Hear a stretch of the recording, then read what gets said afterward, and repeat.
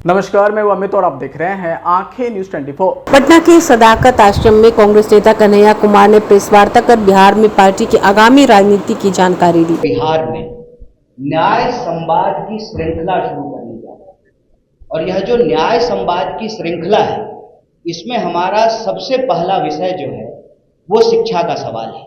इसी तरह से नौकरी का सवाल, भागीदारी का सवाल और समाज के जो अलग अलग सेक्शन के लोग हैं उनके बीच में कांग्रेस पार्टी जाएगी, उनके साथ संवाद करेगी, उनके दुख तकलीफ को सुनेगी और उसी के आधार पर हम न्याय पत्र तैयार करेंगे और उस न्याय पत्र के आधार पर आने वाले दिनों में चाहे चुनाव हो, हमारी सरकार बने या किसी और की भी सरकार बने, उन न्याय को लागू करने के लिए कांग्रेस पार्टी प्रतिबद्ध है।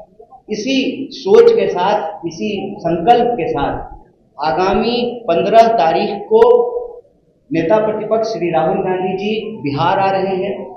दरभंगा में वो छात्रों से संवाद करेंगे और जब वो दरभंगा में छात्रों से संवाद कर रहे होंगे, ठीक उसी वक्त बिहार के अलग अलग जगहों पर 60 से ज़्यादा जगहों पर कांग्रेस पार्टी के देश स्तर के नेता बिहार आ रहे हैं, जिसमें हम विभिन्न हॉस्टलों में जाएंगे, SC ST हॉस्टल में जाएंगे, EBC हॉस्टल में जाएंगे, महिला छात्रावासों में जाएंगे, अल्पसंख्यक छात्रावास में जाएंगे।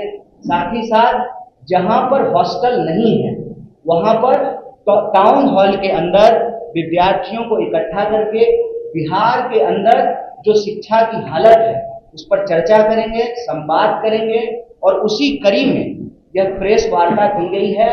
और इस प्रेस वार्ता के माध्यम से 5 प्रमुख विषय को हमारे ये मौजूद साथियों ने उठाया है।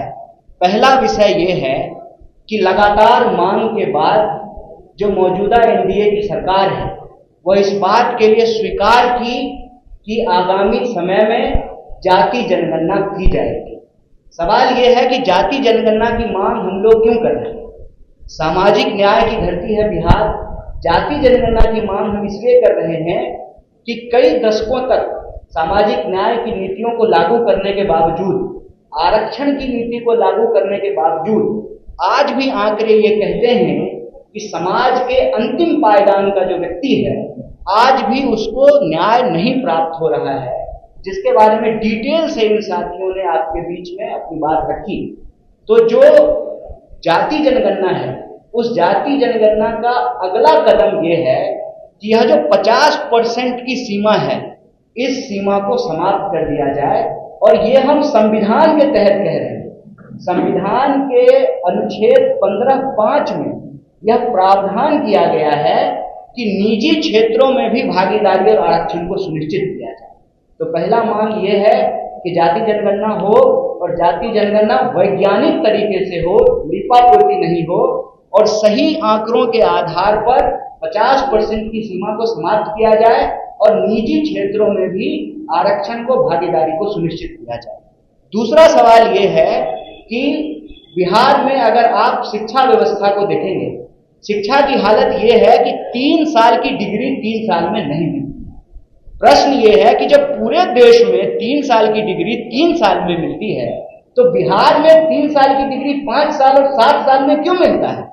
वो बिहार जहां पर नालंदा विश्वविद्यालय रहा, वो बिहार जहां पर विक्रमशिला विश्वविद्यालय रहा, वो बिहार जहां पर आजादी से पहले पटना विश्वविद्यालय की स्थापना हुई, जिसको ज्ञान और मोक्ष की भूमि कही जाती है, आप बिहार में किसी भी धर्म का इतिहास उठा करके देख लीजिए, उसका इतिहास बिहार से जुड़ा हुआ है।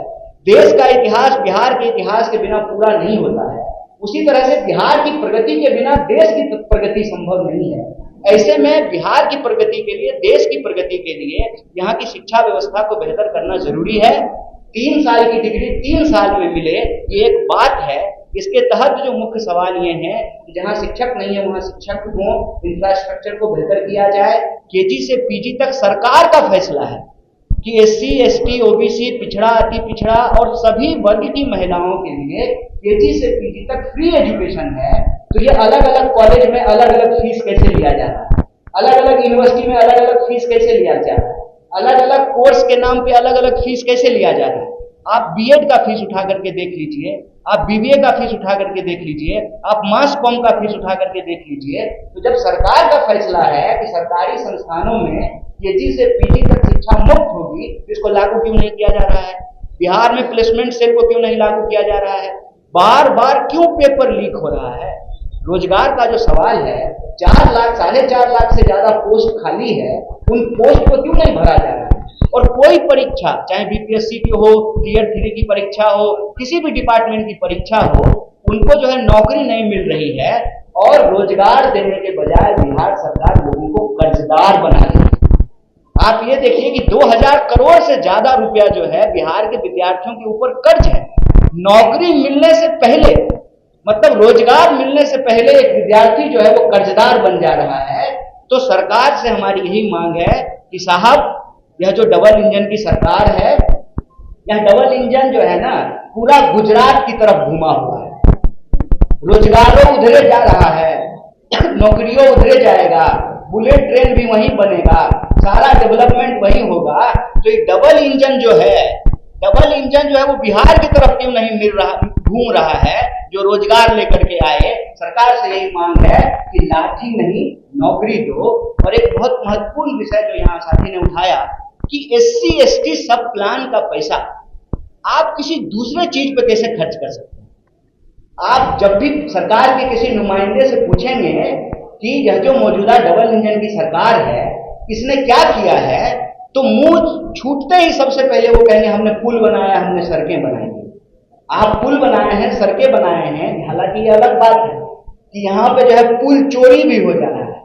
जहां नदी नहीं है वहां भी खेत में पुल बन जा रहा है। सवाल यह है कि आप एससी एसटी सब प्लान का पैसा दूसरे मद में, दूसरे हेड में कैसे खर्च कर सकते हैं? ये सीधे तौर पर यह दलित विरोधी कार्रवाई है। तो यह 5 विषय को लेकर के, एक भागीदारी के सवाल को लेकर के, नौकरी के सवाल को लेकर के, शिक्षा के सवाल को लेकर के कांग्रेस पार्टी बिहार के हर जगह जाकर के हर वर्ग के विद्यार्थियों से बात करेगी, चाहे बिहार के गरीब हो, दलित हो, पिछड़े हो, आदिवासी हो, अति पिछड़े हो, महिला हो, किसान हो, मजदूर हो, हर वर्ग के विद्यार्थियों से, नौजवानों से हम बात करेंगे। और हमारा संकल्प ये है कि बिहार की शक्ति से ही देश की प्रगति होगी। और इसीलिए यह न्याय संवाद की श्रृंखला आगामी 15 तारीख से शुरू हो रही है, जो लगातार चलेगी। और 15 तारीख को नेता प्रतिपक्ष दरभंगा में छात्रों से संवाद करेंगे और उसी वक्त बिहार के अलग अलग जगहों में, 60 से ज्यादा जगहों में कांग्रेस पार्टी का कोई ना कोई नेता या कार्यकर्ता छात्रों की आवाज को सुनेगा और उनके संघर्ष में हम कंधे से कंधे मिला करके चलेंगे। इसी महत्वपूर्ण सूचना के लिए यह महत्वपूर्ण प्रेस वार्ता बुलाई गई। आप तमाम मीडिया के साथी यहाँ उपस्थित हुए, इसके लिए हम पार्टी की तरफ से आपका बहुत बहुत धन्यवाद करते हैं। भारतीय राष्ट्रीय कांग्रेस यह उम्मीद करता है कि बिहार को बदलने की जो हमारी कोशिश है। फिलहाल खबरों में इतना ही। अगर आपको हमारा वीडियो पसंद आया तो वीडियो को लाइक करें, चैनल को सब्सक्राइब करना ना भूलें। धन्यवाद। आंखें जो आपका चैनल है उसके लिए और उसके दर्शकों के लिए 2 लाइन की हम शुभकामनाएं अपने ढंग से देते हैं। आप सब में मिठास घुल जाए बांसुरी और बीन की तरह, और लोग आपको भी प्यार करने लगे वैक्सीन की तरह। हंसते रहें, मुस्कुराते रहें और देखते रहें आंखें न्यूज 24। राजधानी पटना में कई वर्षों से शिक्षा में उत्कृष्ट योगदान दे रहा है Lohia Nagar Mount Carmel high school Kankarbagh Patna, जहां नर्सरी से कक्षा 12वीं तक की होती है पढ़ाई। 10वीं और 12वीं बोर्ड परीक्षा में 100% अंक का रिकॉर्ड। एक ऐसा स्कूल जहां पठन पाठन के साथ साथ बच्चों के संपूर्ण विकास का रखा जाता है ख्याल। खेलकूद, सांस्कृतिक गतिविधि, मैथ ओलंपियाड, साइंस ओलंपियाड और बहुत कुछ। आज ही कराए नामांकन की प्रक्रिया जारी है। संपर्क करें DS/16 Gayatri Mandir road, housing board colony east, Indira Nagar, Kankarbagh, Lohia Nagar, Patna. हमारा पिन कोड है 800020। पटना में कई वर्षों से शिक्षा में अहम योगदान दे रहा है Gyansthali high school Alamganj Patna city, जहां 10वीं और 12वीं की बोर्ड परीक्षाओं में 100% अंक प्राप्त कर रहे हैं बच्चे। एक ऐसा स्कूल जहां न केवल होती है पढ़ाई बल्कि साथ ही साथ होती है कल्चरल एक्टिविटी, स्पोर्ट्स एक्टिविटी से जुड़े गेम्स, मैथ ओलंपियाड से लेकर साइंस ओलंपियाड। जहां बच्चों के लिए स्कूल कैंपस अत्याधुनिक सुविधाओं से लैस, छोटे बच्चों के लिए वाहन और ट्रांसपोर्ट की विशेष सुविधा। तो देर किस बात की, आज ही कराएं अपना नामांकन। कैरस्ली high school Alamganj Patna city में, जहां नामांकन की प्रक्रिया जारी है। संपर्क करें पुलिस चौकी Alamganj main road near Alamganj थाना पटना बिहार 800007।